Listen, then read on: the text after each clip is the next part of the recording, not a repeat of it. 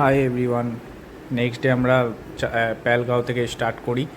প্যালগাঁও থেকে ফার্স্ট হয় আমাদের চন্দনবাড়ি। এটা হচ্ছে চন্দনবাড়ি বেস ক্যাম্প। অমরনাথ যাত্রার দুটো রাস্তা, একটা হচ্ছে চন্দনবাড়ি দিয়ে, একটা হচ্ছে বালটাল দিয়ে। আমরা চন্দনবাড়ি দিয়েই যাই। টোটাল ট্র্যাক হয় আমাদের চন্দনবাড়ি থেকে 47 কিলোমিটার। আমাদের ট্র্যাক স্টার্ট হয়, আমি আমার বন্ধু দুজনেই ট্র্যাক স্টার্ট করি। ফার্স্ট ডে আমাদের চন্দনবাড়ি থেকে ট্র্যাক হয় হচ্ছে শেষনাগ, যেটা হচ্ছে 27 কিলোমিটার, 27 কিলোমিটার। তার মাঝখানে পড়ে হচ্ছে পিসু টপ বলে একটা জায়গা আছে, পিসু টপ, যেখানে বেস ক্যাম্প আছে।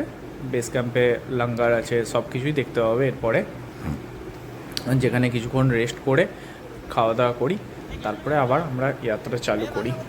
এটা খুবই ডিফিকাল্ট একটা ট্র্যাক হয় আমাদের, যেহেতু আমরা এর আগে কেদারনাথ ট্র্যাক করেছি।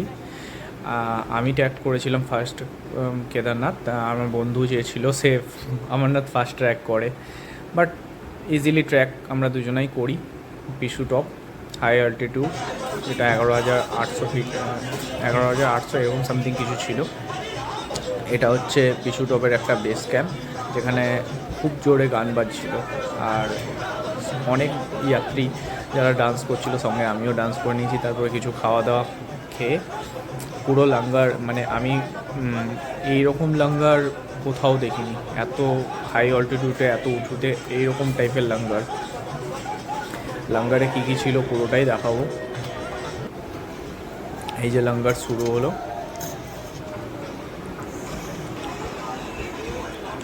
যা কিছু খাবার কোনোটাই মানে মানে এতটা টেস্টি। প্রত্যেকটা খাবার গরম, প্রত্যেকটা খাবার ওই ওই ঠান্ডাতেও প্রত্যেকটা খাবারই গরম পাওয়া যাচ্ছে।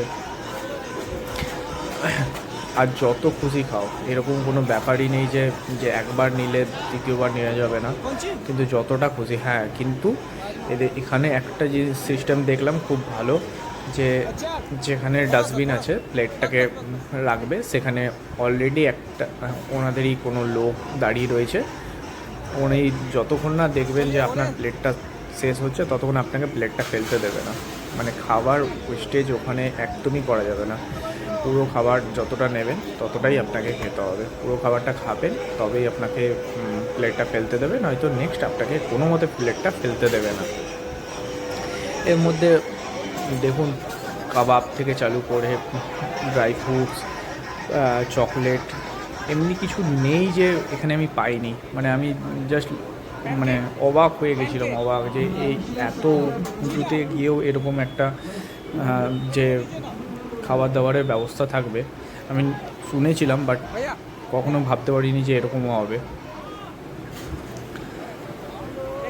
এখানে খাওয়া দাওয়ার খেয়ে আমরা আবার নেক্সট চালু করি শেষনাগের পথে, যেটা আমাদের আজকের হচ্ছে 27 কিলোমিটারের ট্র্যাক। প্রথমেই বলেছিলাম তো, শেষনাগের পথে প্রচুর ডিফিকাল্ট রাস্তা, প্রচণ্ড খারাপ ছিল, প্রচণ্ড খারাপ রাস্তা ছিল।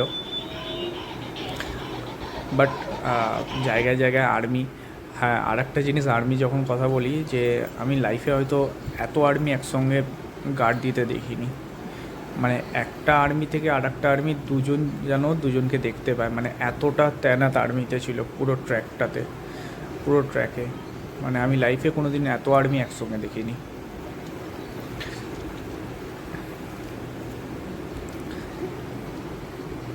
এই আমার বন্ধু, দুজন মিলে ট্র্যাক করছি। রাস্তার কন্ডিশন দেখো, এরপরে তো রাস্তা আরও আরও বাজে হয়ে গেছিলো, আরও বাজে। এরকম সুন্দর সুন্দর নাজারা তো মানে প্রচুর নাজারা, এরকম দেখে শেষ হয় না। প্রচুর নাজারা আছে এরকম।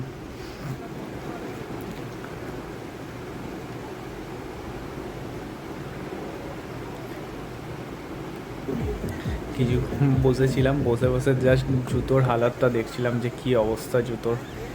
এইটা হচ্ছে শেষনাগ, এটা হচ্ছে শেষনাগ বেস ক্যাম্প। মানে বেস ক্যাম্প তো আগে, কিন্তু এটা হচ্ছে শেষনাগ। পুরো শেষনাগ যে ঝর্ণাটা, শেষনাগ, এখানে আমাদের চেক হয়, পুরো ব্যাগ ট্যাগ চেক হওয়ার পর আমরা বসেছিলাম। তারপর শেষনাগ বেস ক্যাম্পে ঢুকি। অলরেডি তখন দুটো এরকম কিছু সামথিং বাজছিল, বাট প্রচণ্ড ঠান্ডা ছিল, বাইরে বৃষ্টি হচ্ছিলো। তো আমরা আগুন জ্বালিয়ে দিয়েছিল ওখানের যারা ছিল, বেস ক্যাম্পে। তারপর আমরা খাওয়া দাওয়া করে টেন্টের মধ্যে চলে যাই। এখানেও সেম জিনিস দেখুন, এতটা ঠান্ডাতেও গরম খাবার, কিছু আর বলার নেই। মানে আমি যখনই দেখি ভিডিওগুলো জাস্ট দেখতেই থেকে যাই। আর এখানে আর একটা জিনিস যে খুব জলদি মানে সন্ধে হয়ে যায়, খুব জলদি সন্ধে হয়ে যায়, খুবই জলদি সন্ধে হয়ে যায়। শেষনাগের দেখুন টেম্পারেচার আমি যখন চেক করি 3 ডিগ্রি দেখাচ্ছে শেষনাগের টেম্পারেচার। এটা শেষনাগের রাত্রিবেলা ওয়েদার। জাস্ট ভিউটা দেখুন, চারদিকটা মাউন্টেনে ভরা।